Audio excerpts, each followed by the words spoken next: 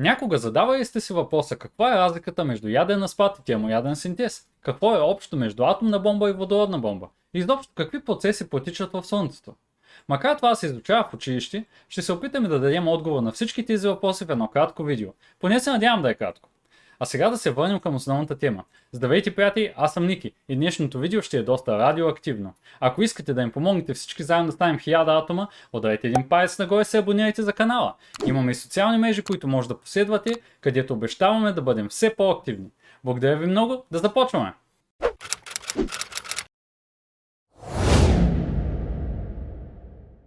За да успеем да разберем по-добре ядения разпад и термоядения синтез, ще използваме реални примери за всичко това. Първото нещо, което ще разгледаме е ядрената бомба. Тя е плод на въображението на европейците и по-точно на германците през Втората световна война. Айнщайн в опитите си да предотврати това прави най-голямата грешка в живота си и написва писмо през 1939 година до президента на Съединените американски щати Франклин Рузвелт. Именно така бива създаден проект Манхатън през 1942 година начело с Робърт Опенхаймер. Но да не се отклоняваме толкова от основното. Какво точно представлява атомната бомба и защо е толкова опасна? Атомната бомба е бърза верижна реакция, при която настъпва деяние на изотопи с голяма атомна маса. Това води до разпад и образуването на по-еки атоми. Деянието също така отделя голямо количество енергия, а заедно с него и неутрони, алфа частици и гама лъчи. Накратко, това е екзотермична реакция, която освобождава огромно количество енергия под формата на електромагнитно излъчване и кинетична енергия. Най-често използваните изотопи в ядения разпад са уран-235 и плутоний-239. Ако те се съхраняват в отделно подкритично количество, това няма да създаде нужната верижна реакция. Ако обаче бъде добавено допълнително надкритично количество ядрено гориво, мисля, че от тук нататък ви е ясно. Достигайки желаната маса ядрено гориво, то реално бива бомбардирано с неутрони, които предизвикват верижна реакция и деяние на атомите на изотопите. Едно от най-важните неща при атомната бомба е, че тя трябва да бъде забавена колкото се може по-дълго време, за да могат да протекат възможно най-много верижни реакции, преди ядреното гориво да се разлети навсякъде. В мига, в който горивото се разлети, верижните реакции спират, а с това и ефектът на бомбата. Като цяло, потенциалът на една атомна бомба не може да бъде оползотворен напълно, именно защото горивото се разпръсква във всички посоки. Бомбата, пусната над Хирошима през 1945 година, е изгорила едва 1% от цялото си гориво. Накратко казвам, същите тези процеси протичат и в атомните електроцентрали, само че контролирани и поддържани. Тоест, енергията в ядрените реактори не се освобождава на един път като при атомната бомба, а на етапи. Целият този процес се нарича яден разпад. Дойде време обаче да поговорим за термоядрения синтез или накратко ядрен синтез. Това е процес, който основно протича в Слънцето и е обратното на ядрения разпад. При него вместо атомите да се делят, те се сливат, образувайки други атоми с много по-тежки ядра.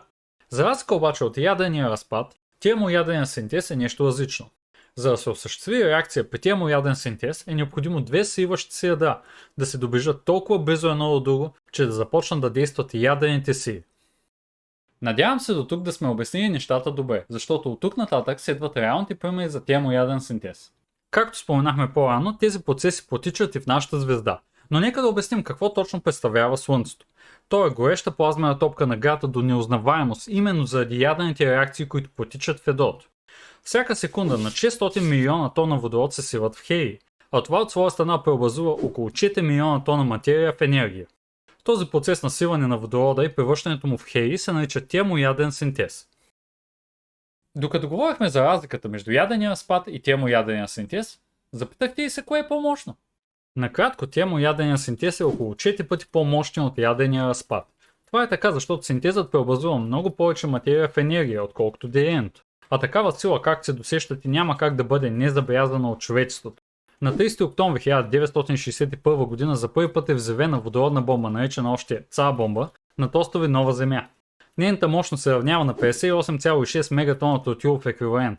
Това е 3600 пъти по-мощна от атомната бомба над Хирошима, която е била едва 15 килотона. Сами разбирате, че между килотона и мегатона има огромна разлика. Това е най-мощното и унищожително оръжие, което човечеството някога е създавало. И за да придобиете още по-мащабна идея за водородната бомба, трябва да знаете, че тя се равнява на 3800 атомни бомби като тази над Хирошима. Първоначално руснаците са искали бомбата да бъде 101,5 мегатона, но се отказали, защото е била прекалено тежка. Бомбата е била толкова тежка и габаритна, че дори не са могли да я преместят. А какво остава да я взривят над необитаем остров? Но нека да обърнем малко повече внимание на водородната бомба и нейното устройство. Тя има тристепенна структура. Първата степен е атомна бомба с мощност 1,5 мегатона, която пък детонира втора степен. Водородна бомба с мощност 50 мегатона. И накрая е трета степен с уран-238, който всъщност е обвивката около конструкцията. Водородната бомба в същината си е ядрена спад, т.е. деяне, с термояден синтез, което води до сриване. Обвивката от уран-238 около бомбата служи за повишаване на взрива до 5 пъти повече и увеличаване на радиацията до 10 пъти повече. Знам, че се казвате, добре, използвахме атомната бомба за да убием хора, има и шанс някой да използва водородната бомба със същата цел. Отговорът е доста относителен. Като цяло водородната бомба е много тежка и радиацията, която ще бъде отнесена от ветрове и води, би засегнала дори тези, които биха я използвали. Затова водородната бомба не е най-подходящото оръжие за масово убийство. Въпреки това е един интересен факт. Обхватът на смъртни случаи при атомна бомба е 1 миля. При водородна бомба биха били 10 мили. Разрушителната сила на тази бомба е 10 пъти по-мощна от всички боеприпаси, експлодирали през цялата Втора световна война. Сега сигурно всички като мен се питате, какво би станало, ако пуснем атомна бомба и водородна бомба над София? Какви биха били последствията? За тази цел ще си послужим с веб симулатор на ядрени оръжия. За да разберем как точно е повлияла атомната бомба над Хирошима, ще използваме 15 килотонна бомба. Както виждате, част от квадратите в центъра са буквално изравнени с земята. Хората, които са най-близо до епицентъра на атомната бомба, ще бъдат заличени за секунди. Радиацията, шоковата вълна и топлината ще се погрижат за останалото. Ако въобще остане нещо след това, всичко това, което видяхме, обаче разруши само няколко квартала, а останалата част от София остана непокътната. Сега се пригответе, защото идва ред на цара бомбата, с мощност 50 000 килотона. Всичко това, което виждате, ще премахне София от лицето на земята. Заедно с нея голем поражения ще претърпят Перник, част от Враца и Кюстендил, Витоша, може би част от Рила. Радиацията обаче ще бъде отвъд това, което можем да проумеем. Тоест, голяма част от България ще бъде сериозно радиоактивна и унищожена. Тук е момента да ви споделя, че вече имаме Patreon. Ако искате да подкрепите канала ни и това, което правим, може да се присъедините към научния ни отбор. Имаме няколко нива, които започват от електрон и стигат до атом. Присъединете се към нас, за да можем заедно да дискутираме и разберем тайните на Вселената. Благодарим ви за подкрепата. След всички цифри до момента и това, което видяхме, съм сигурен, че сте се убедили в едно. А то е, че ние хората сме майстори в това да правим оръжие. От една гледна точка наистина умеем да правим оръжие, но определено не сме най-умният вид във Вселената. Сигурно ще попитате защо. На 4 октомври 1957 година руснаците изстрелват сателита Спутник 1, с което придобиват значителна преднина в студената война. Това обаче съвсем не радва американците тогава. След успешния им опит с атомната бомба, те решават да съберат най-големите учени по това време и да взривят Луната. Така през 1958 година е създаден проект А-119, чиято цел е била да демонстрира силата на американците пред света. Да, наистина Съединените щати са обмислили да взривят бомба на Луната. Но това, което наистина са искали е всеки един човек на Земята да може да види зрелищно шоу, след което щатите да кажат да, ние можем. Както споменахме по-рано, най-мощната бомба до сега е цяла бомба с цели 50 мегатона. Ако мислено взривим тази бомба на Луната, какво би се случило? В общи линии нищо. Не само, че най-мощната бомба на света няма да има никакъв ефект върху Земята, но и също така познатата ни ядрена гъба и шокова вълна няма да се случат. Вероятно ще бъдат създадени лунни отломки, които ще се разпръснат и отдалечат от Луната. Цялото зрелищно събитие, което на Земята би изглеждало ето така, на Луната просто ще се появи ярка светлина. Липсата на атмосфера и по-ниска гравитация ще окажа доста по-различен ефект, отколко на Земята. Добре, въпреки всичко обаче, аз конкретно се задавам въпроса, можем ли да взривим Луната? Можем, за целта обаче ни е нужна 10 трилионна мегатонна бомба, която в общи линии няма да взриви Луната, а просто ще избута от орбитата на Земята. Това ще има катастрофален ефект върху човечеството. Както знаете, Луната е отговорна за приливите и отливите. Ако тя ги няма, това ще повлияе на целия океански живот, ще обърка моряците и самолетите, ще промени климата и сезоните ни. В общи линии ще бъде ужасно. В заключение на това видео, искам да кажа, че се радвам, че не взривяваме бомби така и ако мислим където не скимне. Макар че Северна Корея ме плаща с изказванията си последните години.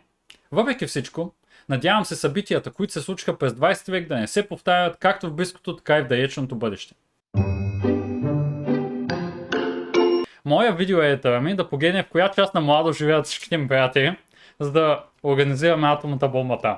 Младост, мисля, че беше Младост 3. И дай малко по-сериозно, не е толкова усмихнат. Това беше, приятели, надявам се, че днешното видео ви е харесало. Ако е така, не забравяйте да оставите палец нагоре, да се абонирате за канала, може да оставите и коментар, за да разберете какво мислим, за да разберем какво мислите. За да можем ние да разберем какво вие мислите. И представете си така. Каква е тая лойка?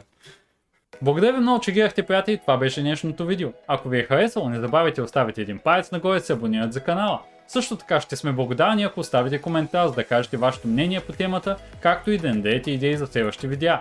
Благодаря ви много. До следващия път!